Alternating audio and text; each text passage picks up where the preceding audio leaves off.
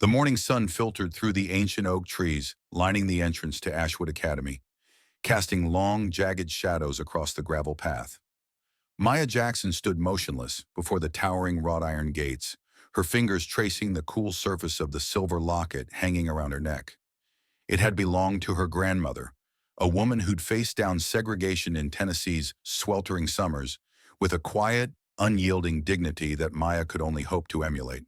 Today, though, that strength felt distant, buried beneath the weight of 100 pairs of eyes she couldn't yet see but could already feel. Curious, judging, dismissive. Ashwood wasn't just a school, it was a fortress of privilege, a place where wealth and lineage whispered louder than any textbook ever could.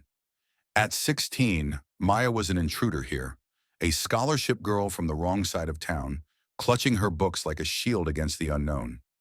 She adjusted the straps of her worn backpack, the faded fabric a stark contrast to the crisp navy blazers and polished loafers of the students streaming past her. Their laughter floated on the breeze, sharp and careless, as if they owned the air itself. Maya squared her shoulders, summoning a confidence she didn't fully feel, and took her first step through the gates. The gravel crunched beneath her sneakers, each sound a reminder of how out of place she was.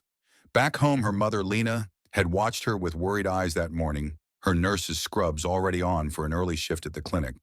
"You sure about this place, baby?" Lena had asked, her voice soft but edged with doubt. Roosevelt High's still an option. Maya had forced a smile, her words steady despite the tremor in her chest. "Mama, this scholarship's my shot at Harvard. I can handle a few rich kids." Now standing here, those words felt like a fragile promise she wasn't sure she could keep. Her first class was a P. English literature, held in a room with high ceilings and walls lined with portraits of stern-faced alumni. Mrs. Ellis, a wiry woman with a sharp gaze, was dissecting. Their eyes were watching God. Maya, who'd read it twice already, raised her hand hesitantly when the discussion turned to resilience. "Janie's strength isn't just in surviving," she said, her voice clear despite the knot in her stomach. "It's in how she claims her own voice against a world that wants her silent." Mrs. Ellis nodded, a flicker of approval crossing her face. "Well said, Miss Jackson." But from the back of the room, a pair of hazel eyes narrowed. Ethan Caldwell, golden-haired and sprawled in his seat like a king on a throne. His tailored blazer somehow looked sharper than everyone else's, and the smirk tugging at his lips promised trouble. As the bell rang, he brushed past her desk, deliberately knocking her books to the floor with a casual, "Oops, guess they don't teach balance in the projects." His friends snickered, a rehearsed chorus, while Mrs. Ellis busied herself with papers, her earlier warmth vanishing into thin air. Maya knelt to gather her scattered notes, her fingers trembling slightly as she fought to keep her face blank. She wouldn't give Ethan the satisfaction of seeing her flinch. Not here, not on her first day. The classroom emptied quickly, leaving only the echo of his crew's laughter and the faint scratch of Mrs. Ellis's pen against her gradebook. As she picked up the last page, a neatly folded analysis of Zora Neale Hurston's prose, Maya met Ethan's gaze for a split second. He lingered by the door, watching her with a predator's curiosity, as if testing how far he could push before she broke. Something in her steady silence seemed to unsettle him more than any retort would have, and he turned away with a scoff, disappearing into the hall with his entourage in tow. She exhaled slowly, clutching her books tighter, and whispered to herself, "Just another day." But deep down, she knew this was only the beginning. In the cafeteria at noon, the air buzzed with chatter and the clatter of trays, a sea of unfamiliar faces blurring into a wall of privilege. Maya sat alone at a corner table, picking at a sandwich she'd packed from home, when a shadow fell across her plate. She looked up to see a girl with freckled cheeks and a bright grin, her blonde hair pulled into a messy ponytail. "Mind if I sit?" the girl asked, not waiting for an answer, as she plopped down with a homemade lunchbox. "I'm Tessa Brooks. Saw what happened in English." "Ethan's a jerk, but you already figured that out, huh?" Maya blinked, caught off guard by the warmth in Tessa's voice, and nodded cautiously. "I'm Maya. Yeah, I got the memo." Tessa's laugh was sharp and unapologetic, cutting through the hum of the room. "Good. Most people take weeks to see through his charm. Me, I've known him since kindergarten. Same old bully, just with fancier clothes now. Tessa leaned in, lowering her voice as she unwrapped a sandwich. Word's already spreading about you. The scholarship kid who didn't back down? Ethan doesn't like that. His dad's the mayor, owns half this town. That's Brock over there. She nodded toward a hulking boy at Ethan's table. His dad's in real estate. And those two? Liam and Chase, judge's kid and factory owner's son. They're Ashwood's royalty, and they don't take kindly to new blood. Maya absorbed the intel, her mind racing to map the power dynamics she'd stumbled into. What about you? She asked, studying Tessa's easy confidence. Why sit with me? Tessa grinned, popping a grape into her mouth. My dad fixes cars for a living. I'm no princess. Got nothing to lose by pissing them off. Their conversation was cut short when Maya's locker key slipped from her bag, hitting the floor with a clink. She reached for it, only to find a crumpled note tucked beneath her chair. Know your place, trash. The ink was fresh, the threat raw, and as she looked up, Ethan's smirk from across the room told her everything she needed to know. The second week at Ashwood Academy settled over Maya Jackson like a storm cloud, refusing to break. The manicured lawns and ivy-draped stone walls, once symbols of opportunity, now loomed as a battlefield where every glance and whisper carried weight. She moved through the halls with a calculated calm, her sneakers silent against the polished floors. But the tension coiled in her chest grew tighter with each passing day. Ethan Caldwell's taunts had escalated from casual jabs to a relentless campaign. Her pencils snapped in half during math, her locker door jammed shut with gum, her name scrawled in mocking graffiti on a bathroom stall. It wasn't just Ethan. His crew, Brock, Liam, and Chase, circled her like wolves, their laughter a weapon sharper than any fist. Maya kept her head down, her focus locked on her goal: survive, excel, escape to Harvard. But survival was proving harder than she'd imagined. In chemistry class, she poured herself into a titration experiment, her hands steady as she measured drops of sodium hydroxide into a beaker. It was a rare moment of peace, the quiet hum of the lab a shield against the chaos outside. She'd nearly finished when Ethan sauntered by, his shadow falling over her workbench. Careful, Jackson, he muttered, loud enough for his friends to hear. Don't want to blow up the school with your ghetto science. Before she could react, he nudged her elbow, sending the beaker tipping. The solution splashed across her notes, eating through the paper in seconds, leaving her week-long project a sodden ruin. The teacher, Mr. Grayson, glanced over with a sigh. Accidents happen, Maya. Clean it up. His tone was mild, his eyes averted, as if he hadn't seen Ethan's smirk or heard the snickers rippling through the room. She clenched her jaw, grabbing paper towels, and fought the urge to scream. This wasn't an accident. It was a message, and the faculty's silence was its stamp of approval. That evening, the modest Jackson apartment felt like a refuge in a cage all at once. The faded couch sagged under Maya's weight as she dropped her backpack, the scent of Lena's lavender diffuser battling the faint tang of fried rice drifting up from the takeout joint downstairs. Lena shuffled in from the kitchen, still in her scrubs after a double shift, her face etched with exhaustion, but softening at the sight of her daughter. How was it today, baby? She asked, stirring a pot of collard greens on the stove. Maya hesitated, the weight of the day pressing against her ribs. Classes are good, she said finally, forcing a smile. The math's tough, but I'm keeping up. Lena turned, her eyes narrowing with that knowing look only a mother could wield.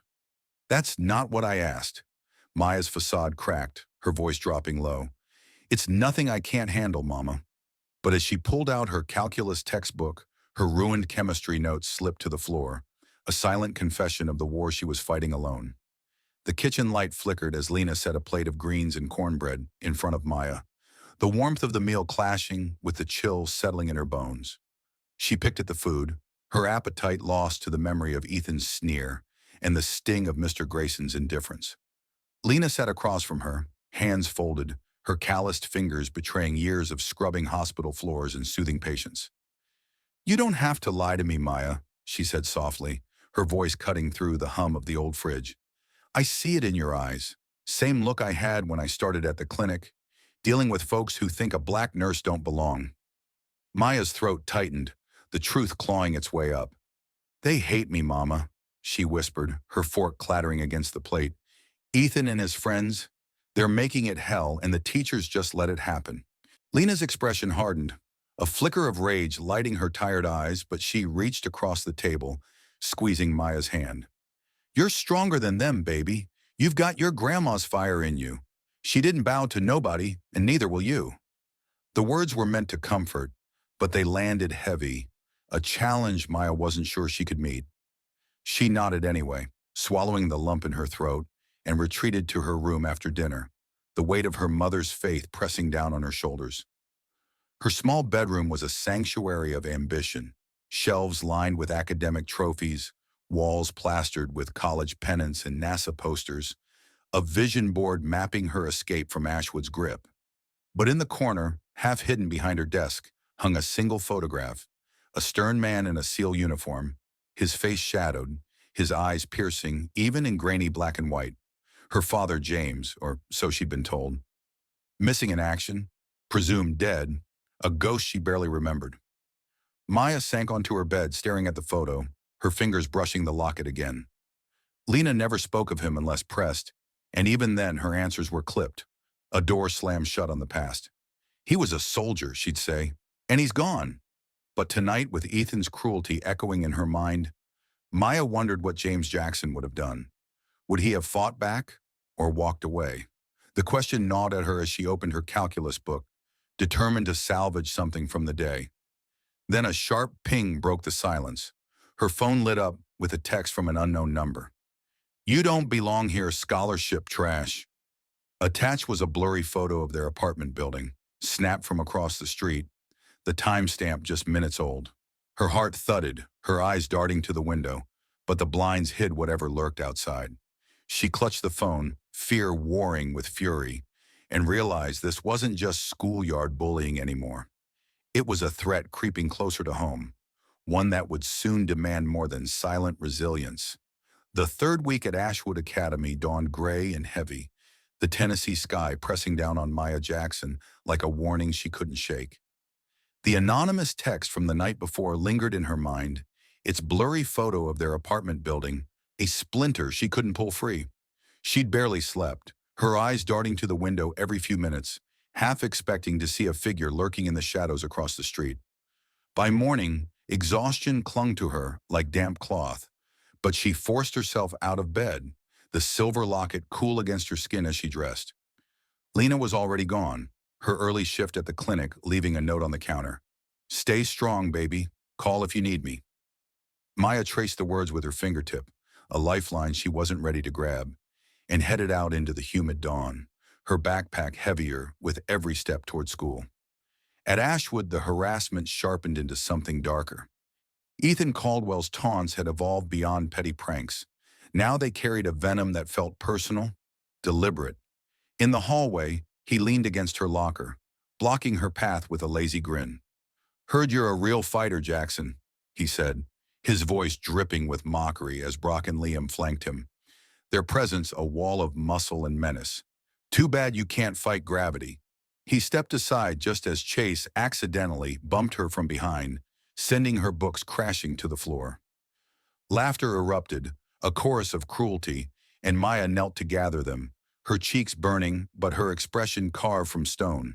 She wouldn't cry, not here, not for them. Tessa Brooks appeared through the crowd, her eyes blazing as she shoved past Liam. Back off, losers, she snapped, helping Maya up. Y'all got nothing better to do? Ethan's smirk didn't falter, but his gaze lingered on Tessa, marking her as a target too. The breaking point came after lunch when Maya checked her phone between classes. A notification pinged. A new Instagram account, Ashwood Trash, had tagged her in a post. She opened it, her stomach dropping as she saw a photoshopped image, her face plastered onto a half-naked body, sprawled in a dumpster, captioned, Scholarship Goals. Comments poured in, a flood of racist slurs and laughing emojis, each one a knife twisting deeper. Her hands shook as she reported it to the vice principal, Mr. Hargrove, a balding man with a permanent frown. He barely glanced at the screenshots she thrust across his desk. These things happen online, Miss Jackson, he said, his tone dismissive. No proof it's a student. Maybe you should focus on fitting in instead of stirring trouble. She stared at him, disbelief morphing into rage. This isn't a joke, she said, her voice steady despite the tremor in her chest. Someone's targeting me. Hargrove sighed, leaning back. No witnesses, no evidence. My hands are tied. As she left his office, the photo from the text flashed in her mind. Someone was watching, and the school didn't care. The walk home from Ashwood felt longer than usual, the late afternoon sun dipping behind the oaks and casting twisted shadows across the cracked sidewalks of Ashwood's quieter streets. Maya's mind churned, replaying Hargrove's words. Focus on fitting in, as if she were the problem, not the ones turning her life into a punching bag. Her phone buzzed again, another anonymous text. Leave or it gets worse. No photo this time, just cold, blunt words that sent a shiver down her spine. She quickened her pace, the familiar hum of cicadas blending with the thud of her heartbeat, until she reached the chipped green door of their apartment. Inside, the air was thick with the scent of Lena's cooking, a fleeting comfort that couldn't erase the day's weight. Maya dropped her bag and sank onto the couch, her eyes drifting to the shadowed corner of her room, where the photograph of James Jackson hung like a silent sentinel. She pulled it from its hiding spot, the frame cool and worn under her fingers. The man in the SEAL uniform stared back, broad shoulders, a jaw set like granite, eyes that seemed to see through her even now. She'd been 7 when he disappeared, a vague memory of rough hands lifting her onto his shoulders before he vanished into a classified mission Lena never explained. Missing in action, they'd said, presumed dead. But staring at him now, with Ethan's cruelty clawing at her resolve, Maya felt a spark of something. Anger, maybe, or a desperate need for answers. "What would you do, Dad?" she murmured, her voice breaking the stillness. Lena's footsteps approached, soft but deliberate, and Maya shoved the photo back behind the desk just as her mother appeared in the doorway, still in her scrubs, a plate of cornbread in hand. "You okay, baby?" Lena asked, her gaze sharpening as it swept over Maya's tense frame. Maya nodded, forcing a smile that didn't reach her eyes. "Just tired." But Lena set the plate down and sat beside her, the couch creaking under their weight. "You've been quiet all week," she said, her tone gentle but insistent. "What's going on at that school?" The dam broke then, a single tear slipping free as Maya's voice cracked. "They're trying to break me, Mama, and nobody's stopping them." Lena's arms wrapped around her, strong and steady, but her sigh carried a tremor of her own pain. "I should have known," she whispered, her cheek pressed against Maya's hair. "This town, it eats folks like us alive." She pulled back, her eyes glistening, and for a moment, Maya saw something flicker there. Guilt, maybe, or a secret too heavy to hold. "Your daddy. He'd have burned this place down for you." The words hung between them, raw and unexpected, a thread to a past Maya didn't understand, but suddenly needed to unravel, a need that would soon pull her toward a truth she couldn't yet imagine. The 4th week at Ashwood Academy brought a restless energy to Maya Jackson, a simmering defiance that flickered beneath her exhaustion. Lena's words from the night before, "He'd have burned this place down for you," echoed in her skull, a haunting refrain that fueled her steps as she crossed the school's iron gates. The harassment hadn't let up. If anything, it had sharpened, a blade honed by Ethan Caldwell's growing irritation at her refusal to crumble. Her locker bore fresh scratches now, the word trash carved into the metal with a blade's precision, and her gym bag had been dumped in a toilet stall, soaking her spare clothes in stagnant water. Each act was a dare, a test of how much she could take, but Maya was done bending. Today, she decided, she'd start fighting back, even if she didn't yet know how. In the cafeteria, she sat with Tessa Brooks, their corner table a fragile island amid the storm of cliques. Tessa's sharp tongue and easy grin had become Maya's lifeline, a tether to sanity in Ashwood's chaos. "They're scared of you," Tessa said, peeling an orange with deft fingers, her eyes flicking toward Ethan's table across the room. "You don't grovel like they expect. Drives them nuts." Maya managed a tight smile, her sandwich untouched. "They've got a funny way of showing fear." Tessa snorted, tossing a peel at her. Fear makes bullies meaner. Trust me, I've seen it. Ethan's daddy might run this town, but you're the crack in his perfect little world. The words landed like a spark, igniting something in Maya's chest. She wasn't alone. Tessa was proof of that. And maybe, just maybe, she could turn their game against them. That spark flared brighter in computer science class, where a new ally emerged from the shadows. Daniel Kim, a wiry sophomore with perpetually tousled hair and a quiet intensity, slid into the seat beside her as they paired up for a coding project. He'd been a ghost in her peripheral vision until now, his head usually buried in a laptop. But today he spoke. "I saw what Ethan did to your gym bag," he said, his voice low, fingers tapping code into the keyboard. "I've got photos. Caught him and Brock on my phone last week, messing with your stuff." Maya's eyes widened, a jolt of surprise cutting through her wariness. "Why didn't you say something?" Daniel shrugged, not meeting her gaze. "Didn't think you'd trust me. I'm not exactly popular. Ethan's been on my case since I beat him in a hackathon last year." A slow grin spread across her face, the first real one in days. "Guess we've got something in common then." By the end of class, they'd hatched a plan. Daniel would dig for digital dirt, texts, emails, anything Ethan's crew had left online, while Maya and Tessa gathered physical proof. It was a start, a shift in the wind she could feel in her bones. The bell signaling the end of computer science jolted Maya back to the present, her mind buzzing with the fragile hope of their new alliance. She and Daniel exchanged a quick nod as they packed up, a silent pact sealed in the hum of fluorescent lights. Outside, the late October air carried a bite, the leaves along Ashwood's paths turning brittle and gold, crunching underfoot as she met Tessa by the flagpole. "Daniel's in," Maya said, keeping her voice low, her eyes scanning the crowd for Ethan's crew. Tessa's grin widened, sharp as a blade. "Good. Kid's a wizard with tech. Ethan won't see him coming." They lingered there, sketching out their next moves. Tessa would record any public stunts Ethan pulled, while Maya kept a log of every incident, no matter how small. It wasn't much, but it was a weapon, and Maya clung to it like a lifeline. That afternoon, the wind shifted in a way she hadn't expected. She'd taken a shortcut home through the woods skirting Ashwood's edge, a narrow trail flanked by pines and kudzu, when a gravelly voice stopped her cold. "You're Jackson's girl, ain't you?" She spun around, heart thudding, to find an old man leaning against a tree, his weathered face half hidden under a battered cap. His eyes, sharp, gray, and too knowing, pinned her in place. "Who are you?" she demanded, her hand slipping into her pocket for her phone. He raised a calloused hand, slow and deliberate. "Name's Hank Dawson. Knew your daddy back in the day." "You got his look. Same fire in the eyes." Maya froze, the mention of James slicing through her defenses. "You're lying," she said, but her voice wavered, betrayed by a flicker of need. Hank chuckled, a dry, rasping sound. "Ain't got no reason to. Saw him last in 2009 before he went dark. This town's rotten, girl. Don't trust nobody in it."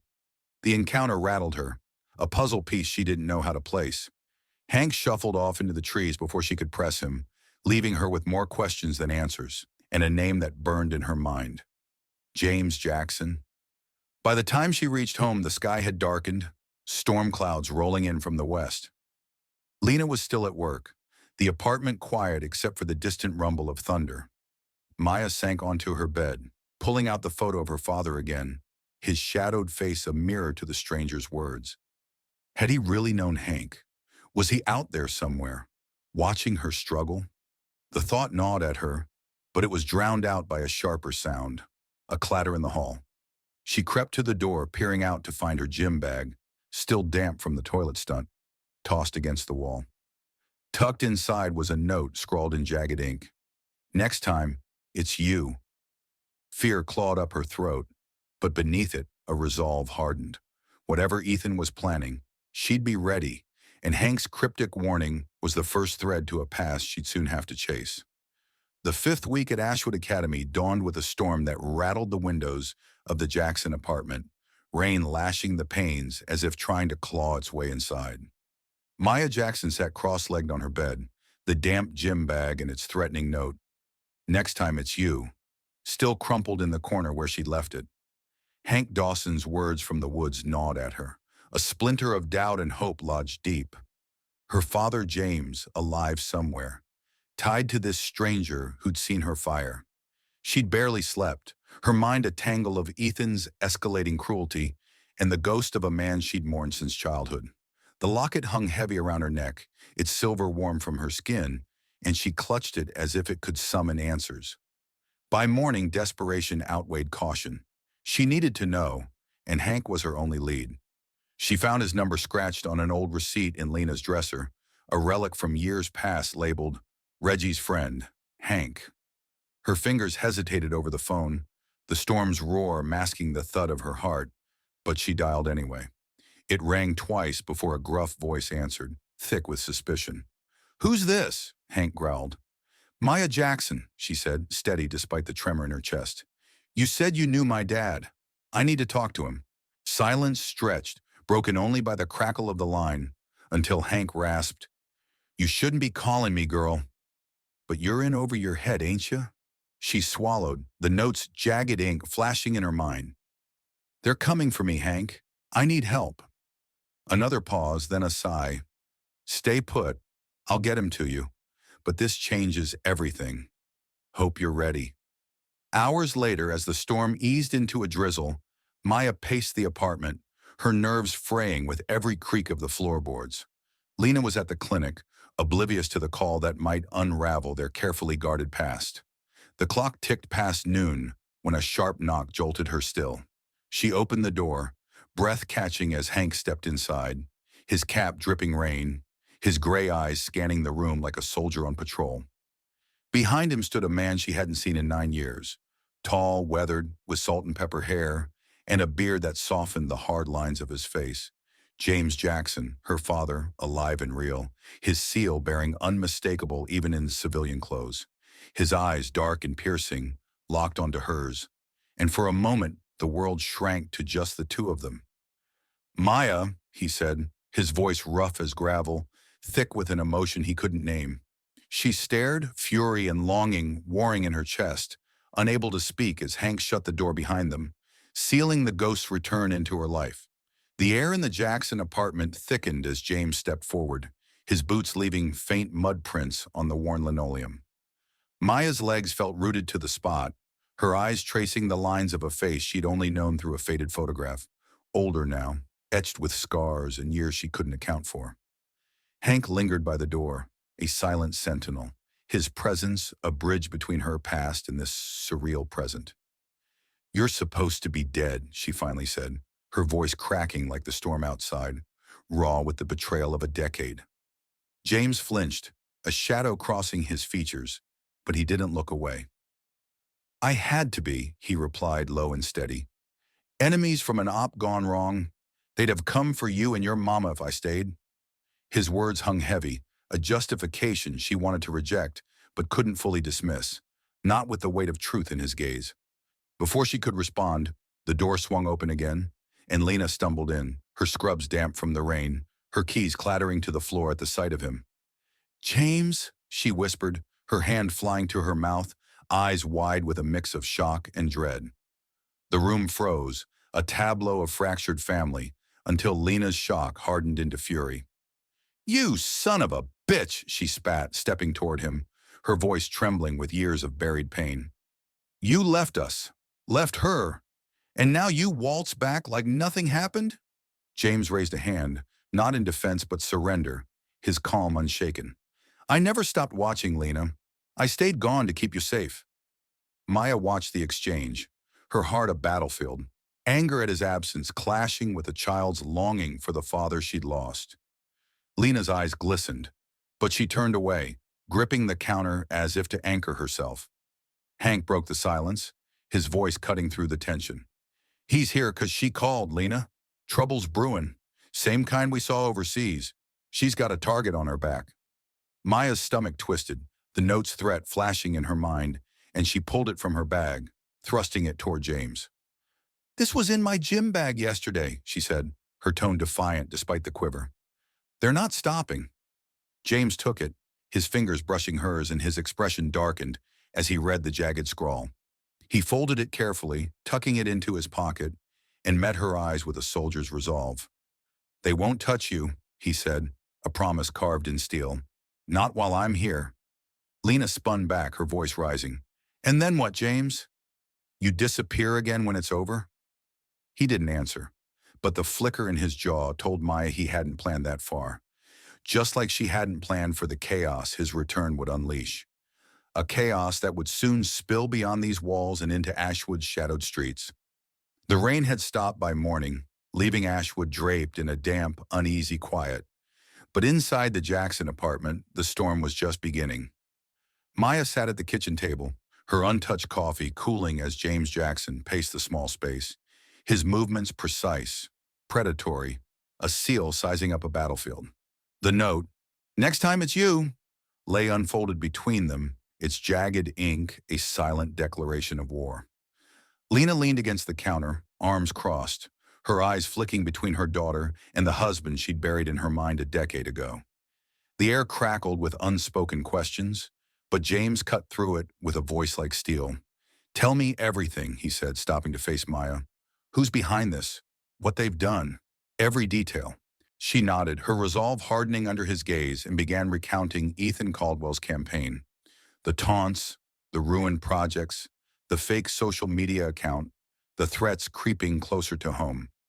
James listened without interrupting, his expression unreadable, but his hands clenched briefly when she mentioned the gym bag incident, a flicker of rage breaking his calm. "Ethan Caldwell," he repeated, tasting the name like a target. "Mayor's kid?" Lena nodded grimly. "Robert Caldwell runs this town, owns the police, the school board, half the businesses. Ethan's just his little soldier." James pulled a chair out, sitting with a stillness that felt more dangerous than motion. "Then he's a puppet," he said, his tone clinical. "Puppets don't act alone. Someone's pulling strings, and I'll find out who." He reached into a weathered duffel bag he'd brought, producing a small notebook and a pen, and began sketching a map of Ashwood from memory. Streets, key buildings, the academy's layout. Maya watched, mesmerized by the precision, a glimpse of the man he'd been before he vanished. That afternoon, James slipped into the shadows of Ashwood, a ghost moving unseen. He started with Ethan's routine, trailing him from a distance as the boy swaggered out of school, his crew in tow. Ethan's black Jeep was parked in the lot, a shiny trophy of privilege, and James lingered just out of sight, noting its license plate and the security camera's blind spots. By dusk, he'd acted, slipping under the vehicle with a wrench, loosening the valve stems on all four tires with surgical care, leaving no trace but flat rubber. He tucked a typed note under the windshield wiper. "I know your game." It was a warning, subtle but sharp, designed to rattle without revealing his hand. As he melted back into the trees, a figure watched from afar. Detective Sarah Monroe, her unmarked car idling on the edge of the lot. She'd heard whispers of a stranger in town, a man with military bearing, and her instincts screamed trouble. She snapped a photo of James's retreating silhouette, her jaw tightening. Whoever he wasn't here to play by Ashwood's rules, and she intended to find out why. Back at the apartment, the kitchen table had become a war room, James's map now littered with notes in his tight, angular scrawl. Ethan's hangouts, his crew's patterns, potential vulnerabilities. Maya sat across from him, her fingers tracing the locket as she absorbed his every word, a mix of awe and unease settling in her gut. Lena hovered nearby, her silence heavy with a storm of her own. "You're starting something we can't stop," she said finally, her voice low but cutting. "This isn't some desert halfway around the world, James. It's our home." He looked up, meeting her gaze, and for a moment the years apart crackled between them. "It stopped being a home when they came after her," he replied, nodding toward Maya. "This is war, Lena, just without the bullets. Yet." The yet hung there, a dark promise neither of them wanted to touch, but Maya felt it sink into her bones. James leaned back, his eyes drifting to the window where dusk painted the sky in bruised purples. "Tomorrow I walk you to school," he told Maya, his tone leaving no room for argument. "They need to know you're not alone." She nodded, a flicker of relief warring with the fear of what his presence might unleash. Lena's lips pressed into a thin line, but she didn't protest. She knew that look in his eyes, the one he'd worn before disappearing into missions she'd never understood.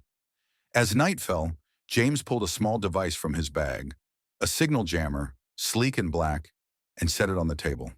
"Keeps prying ears out," he said, catching Maya's curious stare. "Old habits."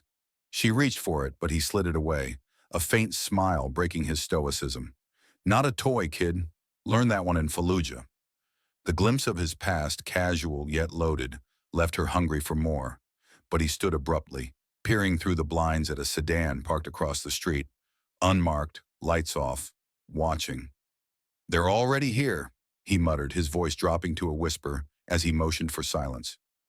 Maya's heart thudded, the note's threat flashing in her mind, but James's calm steadied her.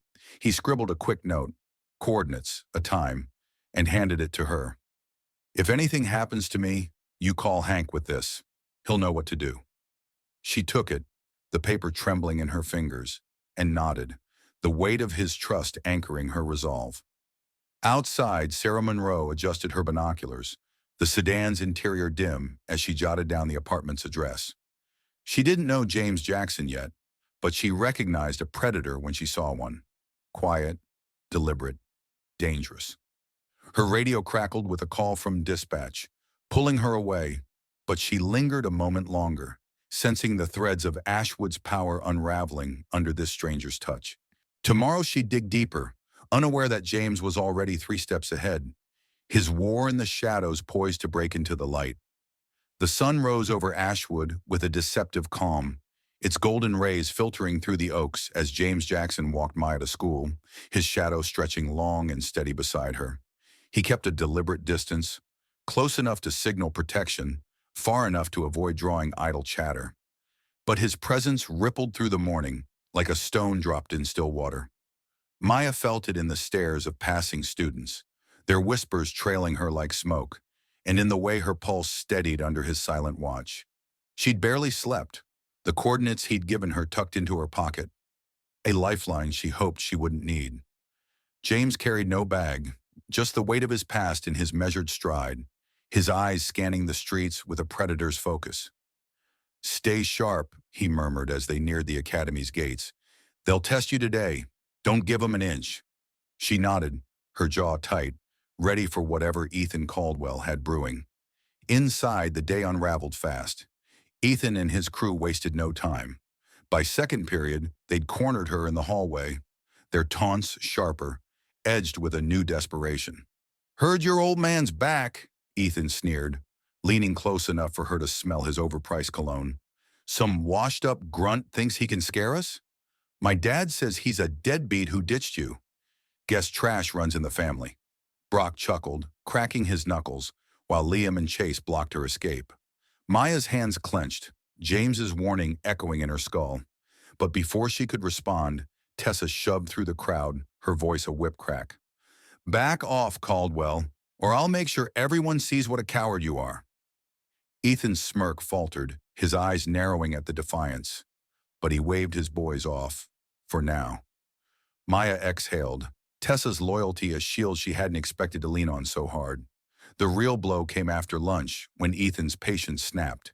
He'd been stewing, plotting, and Maya sensed it in the way he watched her from across the cafeteria, his usual swagger replaced by something colder. She was headed to the library with Tessa when a text buzzed from an unknown number. "Meet me at the old mill. Emergency tea."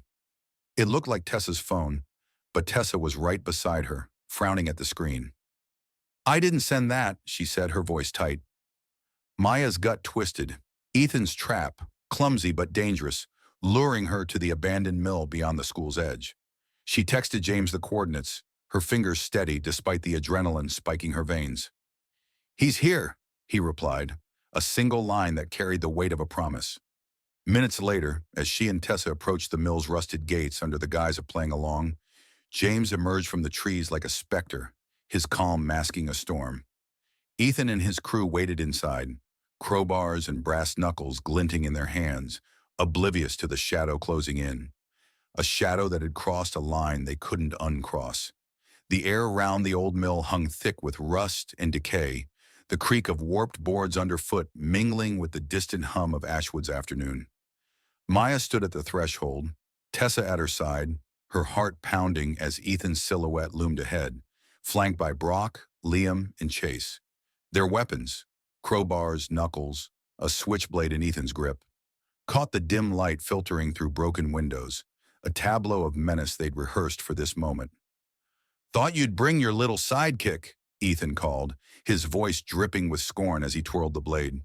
"No daddy to save you now, huh?" Tessa tensed, but Maya held her ground, her eyes locked on Ethan, waiting for the signal she knew was coming. She didn't see James, just felt the shift, a ripple in the air, before chaos erupted with a speed that stole her breath. He moved like a phantom, materializing behind Brock first, a blur of motion too fast to track. 1 second, Brock was swinging his crowbar. The next, he was on the ground, clutching his elbow with a howl as the weapon clattered away. Liam charged, fists raised, only to find himself flipped over James's shoulder, landing hard enough to kick up dust. Chase hesitated, his knuckles gleaming, but James sidestepped his wild punch, disarming him with a twist that snapped his wrist with a sickening pop. Ethan lunged last, knife slashing toward Maya, but James was there, his hand locked around Ethan's wrist, twisting until the blade fell, then slamming him face first into the dirt. It was over in seconds, a symphony of precision that left the boys groaning, disabled but alive, their bravado shattered. James stood over them, breathing steady, his calm more terrifying than any shout. Maya stared, her pulse roaring, as James turned to her, his eyes softening for a split second before hardening again. "You okay?" he asked, voice low. She nodded, unable to speak, the reality of his lethal skill sinking in. Ethan, bloodied and spitting dirt, fumbled for his phone with his good hand. "My dad'll bury you for this," he rasped, defiance clinging to his ruin. James crouched beside him, his tone ice cold. "Your dad's power's a house of cards, kid. I've toppled worse." Sirens wailed in the distance. Ethan's call had gone through, and James straightened, glancing at Maya. "4 minutes till they're here," he said, gathering the drop weapons with methodical care. "We're gone in 2. Tessa grabbed Maya's arm, pulling her toward the trees as James led the way, his mind already shifting to the next move.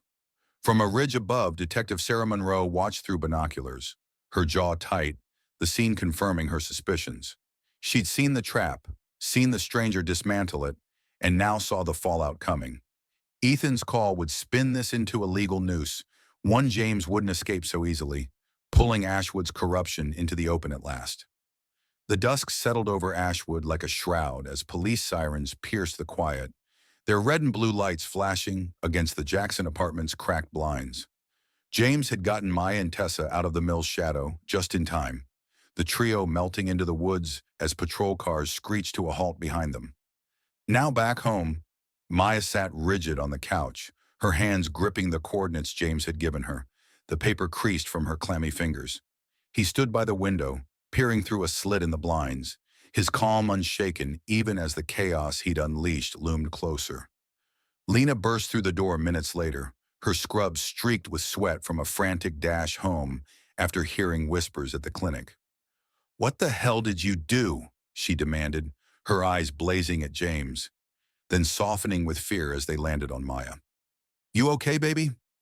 Maya nodded, her throat too tight to speak, the image of her father's lethal grace still burning in her mind.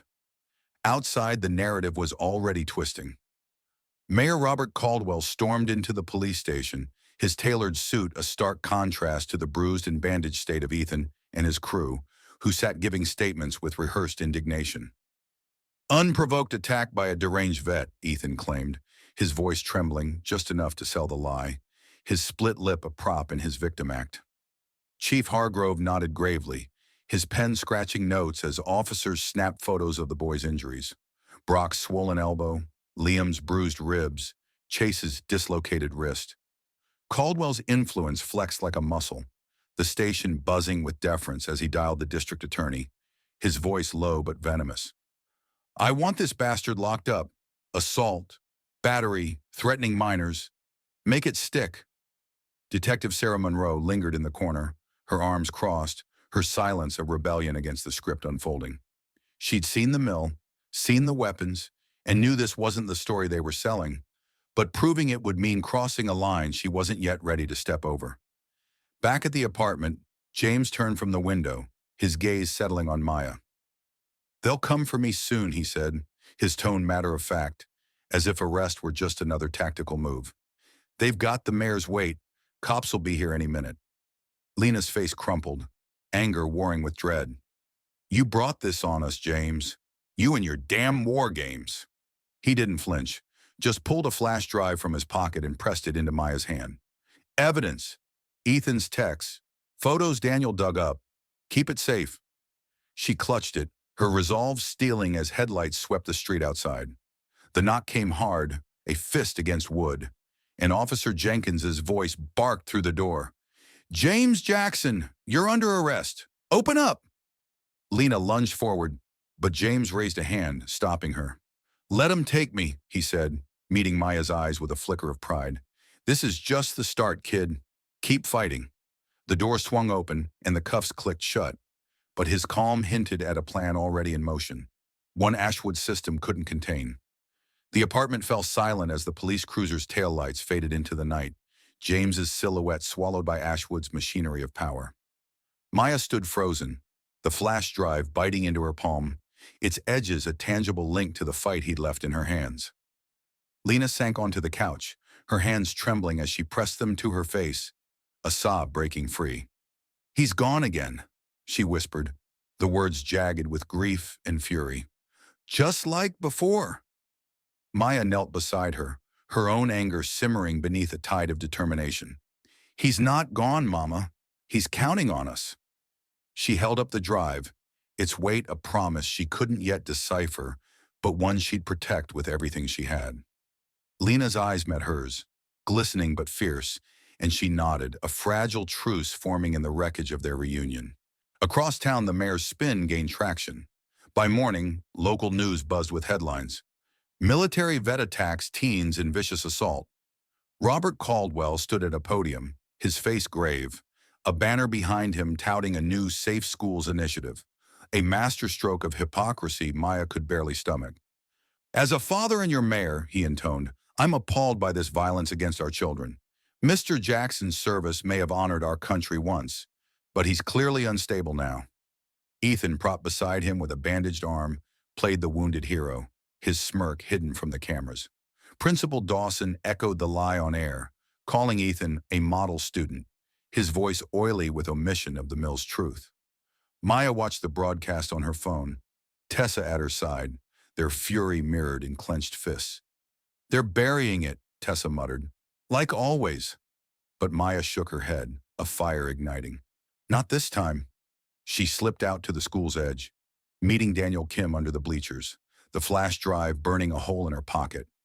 "Can you crack this?" she asked, handing it over. His fingers flew across his laptop, a grin breaking through his usual reserve. "Encrypted but not military grade. Give me an hour."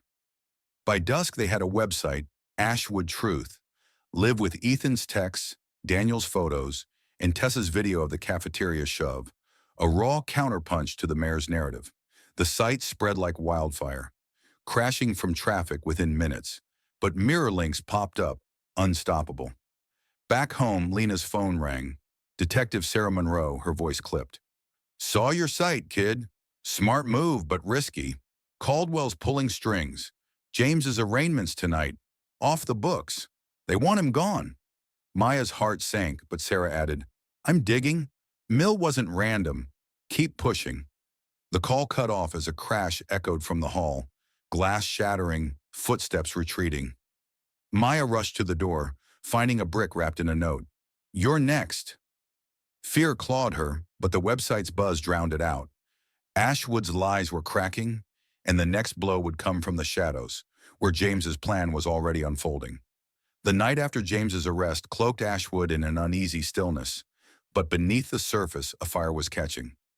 Maya Jackson stood at her bedroom window, the brick's jagged note, "You're next," clutched in her hand, its threat a spark that fueled her resolve. The Ashwood Truth website had struck a nerve. Phones buzzed across town with screenshots. Former victims whispered in corners, and Ethan Caldwell's polished facade began to crack. She'd barely processed Sarah Monroe's call. James's arraignment rushed through in secret, when the crash of that brick shattered the quiet, a warning from a system desperate to silence her. Lena rushed in, her face pale, a kitchen knife trembling in her grip. "They're not stopping," she said, voice hoarse with fear and fury. Maya met her eyes steady despite the chaos. "Neither are we, Mama. They've gone too far." By morning, the town buzzed with the website's fallout.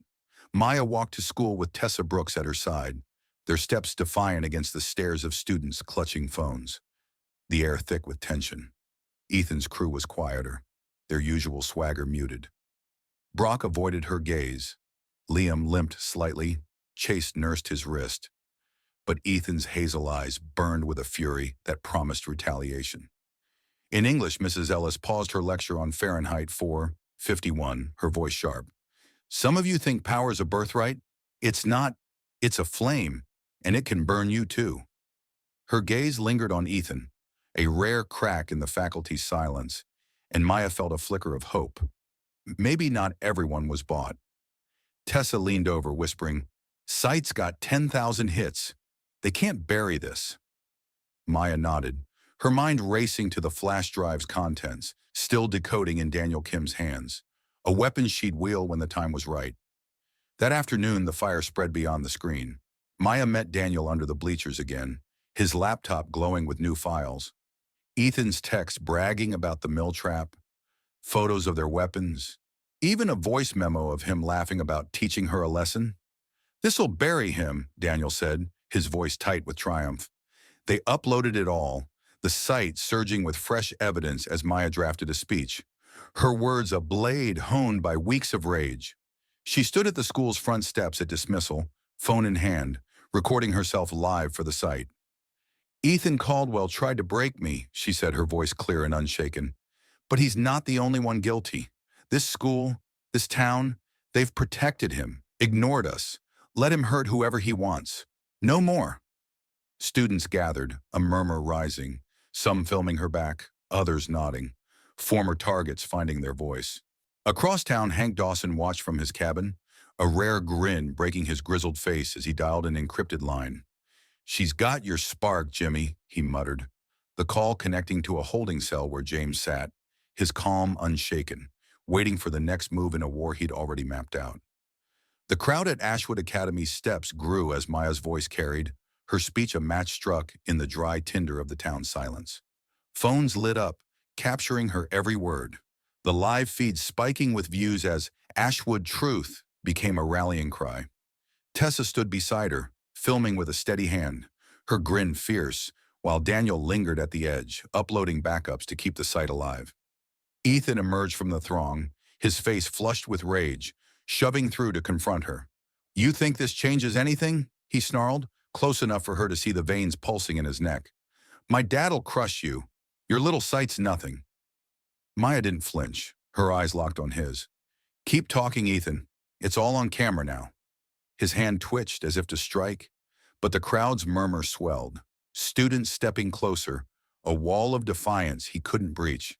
He backed off, spitting curses, his retreat a crack in his armor that Maya knew wouldn't heal. That night, the fire turned literal.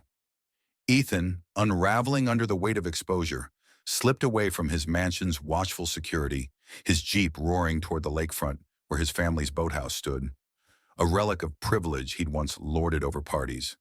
Alone, fueled by fury and a fifth of stolen bourbon, he smashed windows with a bat, gasoline sloshing from a can in his trembling hands. "They want to fight?" he muttered, striking a match. His eyes wild as flames licked the wooden walls. The blaze roared to life, a beacon visible from Ashwood's edge, and he stumbled back, laughing, a hollow, broken sound, until sirens wailed, pulling him from his stupor. Detective Sarah Monroe arrived first, her badge glinting in the firelight as she cuffed him, his resistance feeble against her iron grip. "You're done, kid," she said, her voice steady, knowing this was the thread that could unravel the mayor's web. Back at the apartment, Maya and Lena watched the news. The boathouse's collapse, a surreal victory tinged with dread. The phone rang. Hank Dawson, his voice gruff but urgent. "Jimmy got word. Ethan's torch job's a gift. But Caldwell's spooked. He's doubling down, and they're coming for you hard. Lena's hand tightened on Maya's, her face ashen, but her resolve flared. They've crossed every line, shot at us. Now this. We end it. Maya nodded. The flash drive's weight a promise in her pocket. Its decrypted files a bomb she'd detonate when the moment struck. Across town, James sat in his cell, a faint smile playing on his lips as a guard slipped him a burner phone. Hank's doing. She's ready, Hank's voice crackled through. Told you she's yours. James's eyes gleamed, the pieces aligning as he whispered back, time to burn it all down. The fire Ethan lit was just the start.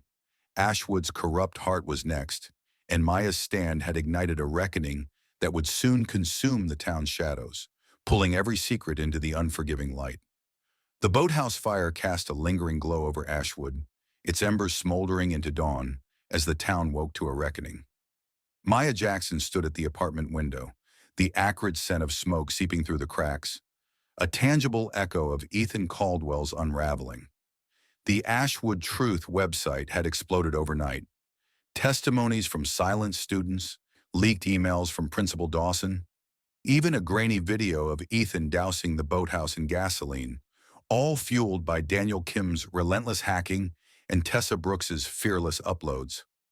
Maya's speech from the school steps looped online, her voice a clarion call that had cracked the town's facade wide open. She clutched the flash drive, its decrypted files now a loaded gun, financial records tying Mayor Robert Caldwell to suppressed assaults, audio of him coaching Ethan to handle threats, a map of corruption she'd hand to Sarah Monroe when the moment struck. At the police station, Ethan sat in a holding cell, his bravado extinguished, his bandaged hands trembling as Sarah booked him for arson. She caught him red-handed, gasoline still staining his jeans, and his muttered threats, "My dad'll fix this," rang hollow against the mounting evidence.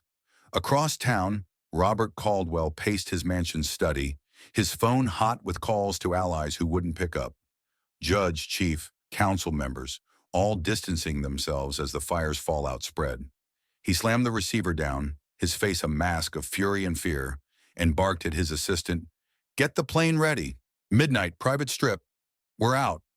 Ethan, released on a technicality thanks to a last-ditch favor, stumbled home, lugging a suitcase, his eyes darting like a cornered animal. They'd flee to a vacation house in Belize, offshore accounts primed, believing distance could bury their sins.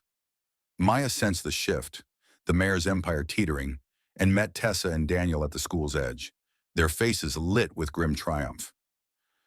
"They're running," Daniel said, showing a hacked email from Caldwell's assistant about the plane. "Tonight." Tessa grinned, fierce and unyielding. "Let's make sure they don't get far."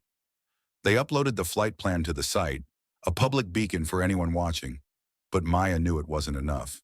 James had taught her to hit the root, not the branches. She dialed Sarah, her voice steady. "They're escaping.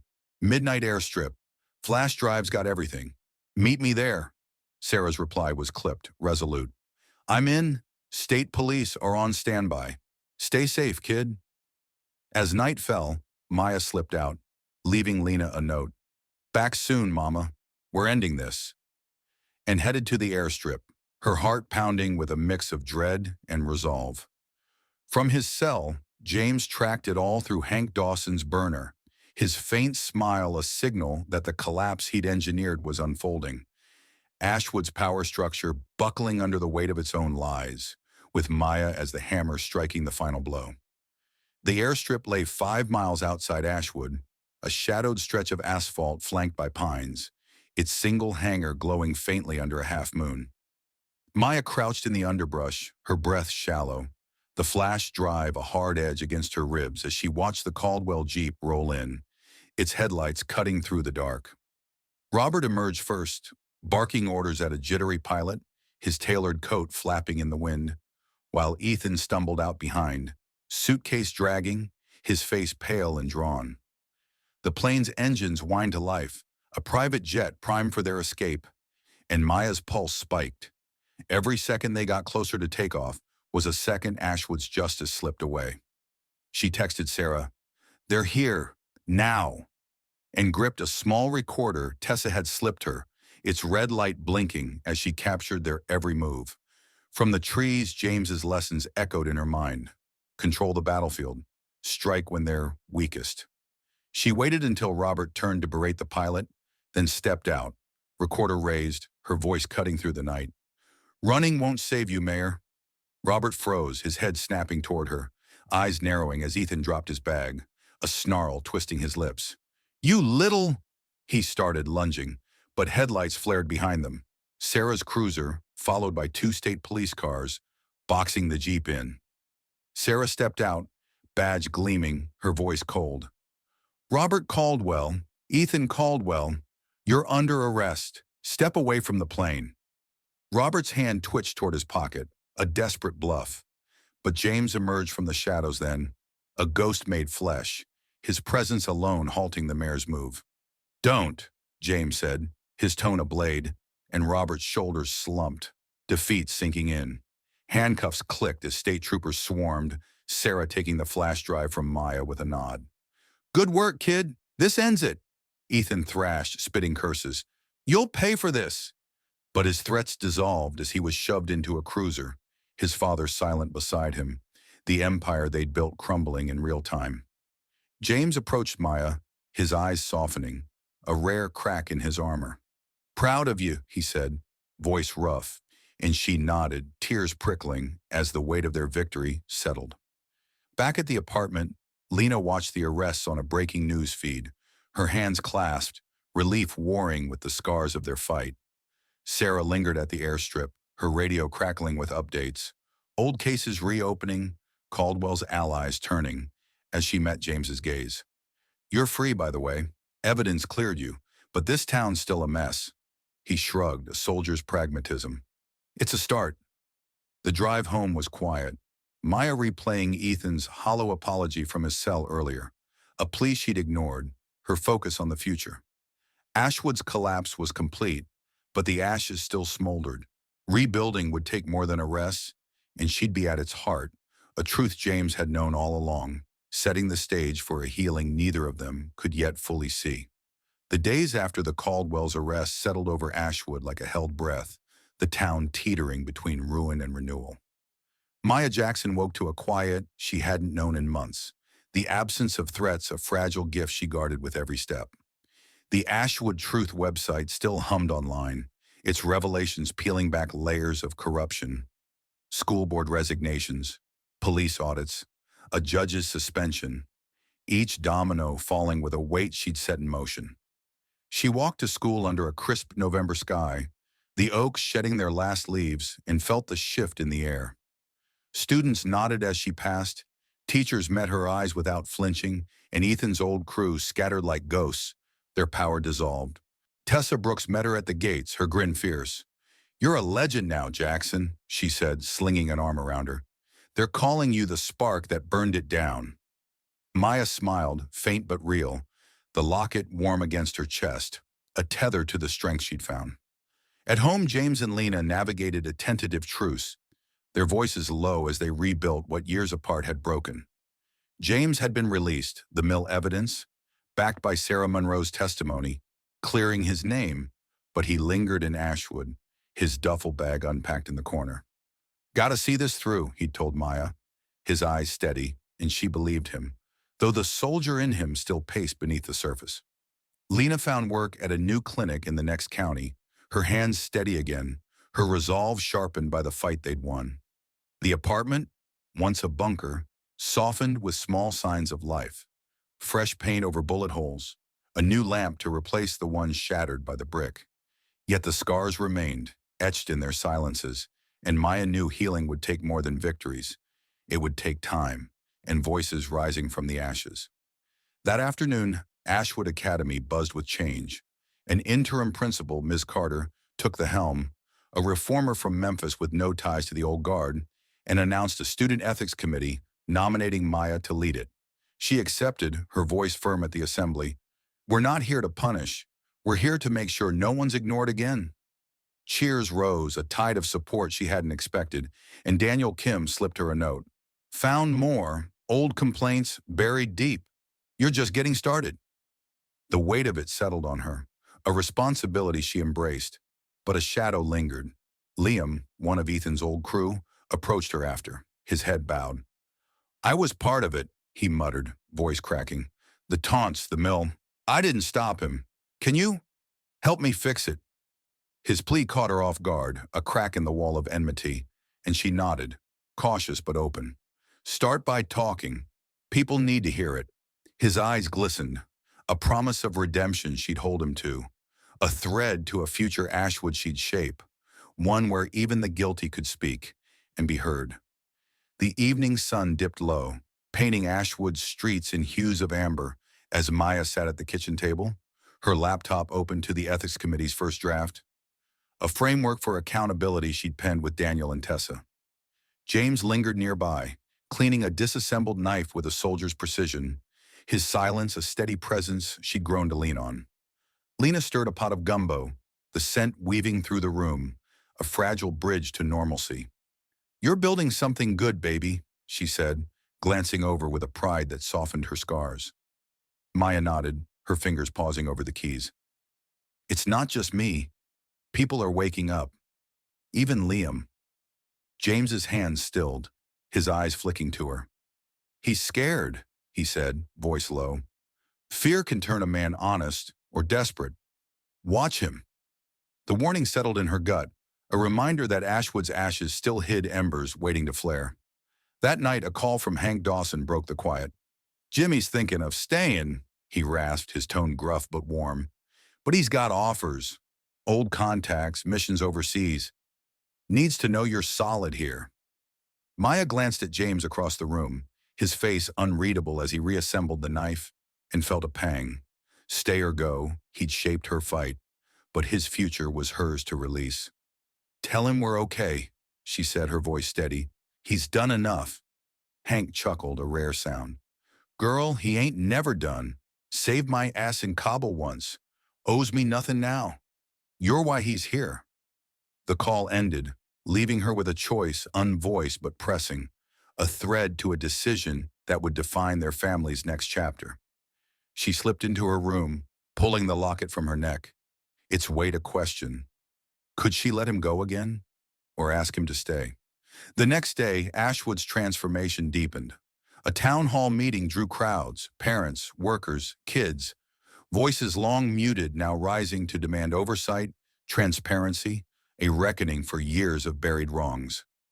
Lena spoke, her arm still healing from the clinic attack, her words a quiet fire. "We didn't fight to tear it down. We fought to build it right." Applause thundered, and Maya watched from the back, James at her side, his nod a silent anchor. Sarah Monroe took the mic next, her badge glinting as she outlined police reforms, community boards, reopened cases, her gaze locking with Maya's in a shared victory. "One girl refused to break," Sarah said, "and she broke the system instead." The room cheered, but Maya's mind drifted to Ethan's cell, to Liam's plea, to the work ahead. Rebuilding wasn't revenge, it was redemption, and she'd lead it.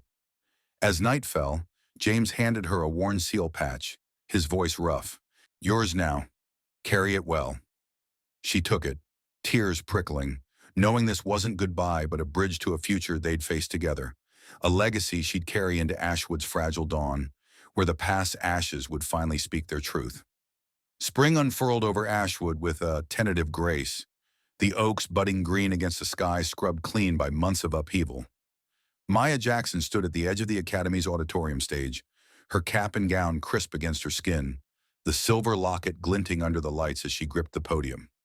Graduation day had arrived, a milestone carved from the ashes of a year that had nearly broken her. The crowd, students, parents, reformed faculty, watched in a hush, their faces a mix of pride and awe, a town reshaped by her refusal to bend. James sat in the front row beside Lena, his weathered hands clasped, his eyes steady with a quiet reverence she'd never seen before.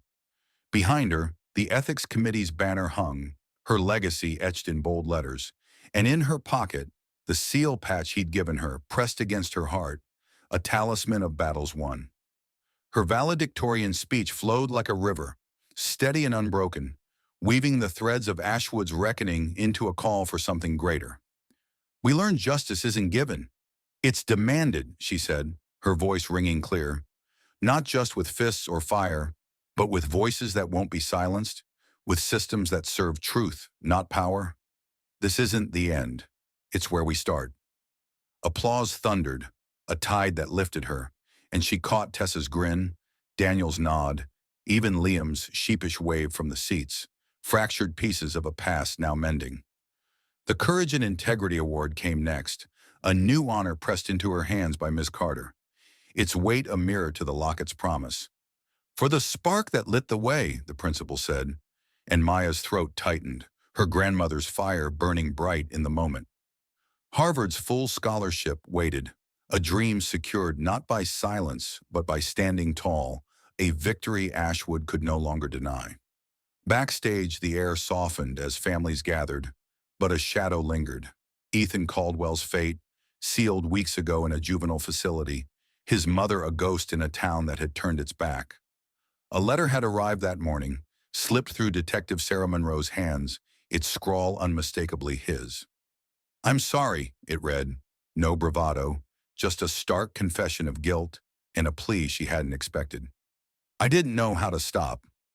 Maya held it now, its edges creased from her grip, and felt no triumph, only a quiet ache for a boy who'd lost himself to a father's poison. She tucked it away, a final thread to a past she'd outgrown, and stepped into James's embrace as he met her offstage. "You're stronger than I ever was," he murmured, his voice rough with pride, and Lena joined them, her arms encircling both, a family forged anew.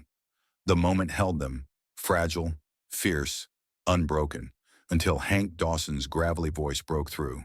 His cap tipped back as he approached, a glint of mischief in his gray eyes, carrying a secret that would seal their story in light.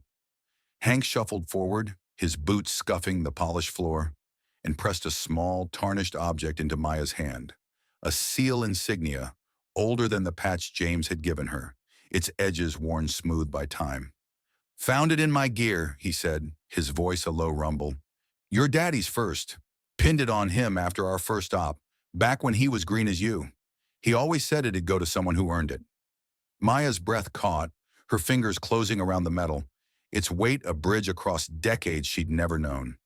James's hand rested on her shoulder, his silence heavy with memory, and she looked up to see his eyes glisten, a soldier's stoicism cracking under the gift of legacy. "He's right," James said, voice thick. "It's yours, always was." Lena's smile trembled, her scars softening in the glow of a past reclaimed, and Maya clutched the insignia, a final tether to the grandmother's fire, the father's shadow, the strength she'd forged alone. The auditorium emptied, but the Jacksons lingered, stepping outside into a twilight streaked with gold. Ashwood sprawled before them, its streets quieter now, new council faces debating in the town hall, Sarah Monroe's reform precinct humming with purpose, the academy's halls echoing with voices no longer stifled. The Caldwells' mansion stood dark, a hollow shell awaiting forfeiture, its ghost buried by a community learning to heal. Maya paused at the curb, her gaze drifting to the horizon where Harvard loomed, a future she'd carved from ash. "You staying?" she asked James, the question soft but loaded, her heart braced for either answer. He glanced at Lena, then back at her, his nod slow but sure. "Got a place near Cambridge, close enough to keep an eye on you, far enough to let you fly. No more disappearing." Lena's hand found his, a quiet vow sealed in the dusk, and Maya smiled, tears slipping free. Not of loss, but of a wholeness she hadn't dared hope for. As they walked home, the first stars pierced the sky, and Maya slipped the locket into its velvet case, its silver dulled by wear but bright with meaning, a relic of battles past, now resting as she stepped into her own light. The apartment welcomed them with warmth, a fire crackling in the hearth, its flames small but steady, a mirror to the resilience that had carried them through. She sat by it, the seal insignia in one hand, Ethan's letter in the other, and let the latter fall into the blaze. Forgiveness unneeded, closure enough. The paper curled and blackened, its ashes rising with the smoke, a final release of a year that had burned her world to the ground and built it anew. Outside, Ashwood slept, its scars visible but fading, and Maya leaned against James, Lena's arm around them both. The fire's glow a quiet promise of peace earned, of justice lit, of a family unbroken, shining steady after the storm.